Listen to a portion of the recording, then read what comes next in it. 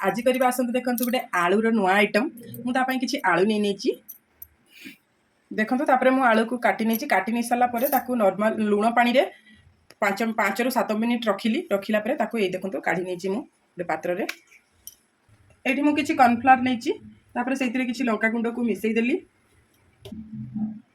लंका गुंड को आउ कॉर्नफ्लावर को भल भाव में मिसईदबा तापर कटा होता आलू को लेकिन भाव में से पाउडर रे आम कट करनवा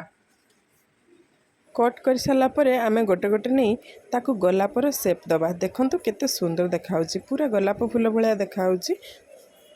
तापर आम तेल रे छाणी नवा देखु ये मोर कड़ाई तेल भी गरम हो गलानी गोटे गोटे करके आम लो फ्लेम रे ताकू छाणीबा ताकू आम बीट लुण आउ चाट मसला देकी भी खाई परिबा सॉस देकी भी खाई परिबा बहुत ही टेस्टी लगे ट्राई कर आलूर जो नुआ रेसिपी एक्चुअली तार मु ना जाने आपण मैंने निश्चय तार गोटे ना दिंतु बहुत ही सुंदर देखा पूरा रोज भाया देखा आपको तैयारी करी खातु बढ़िया लगे मोर हजबैंड एटा तैयारी करचंती केमिति लागिला निश्चय कमेंट करिवे थैंक यू जय जगन्नाथ।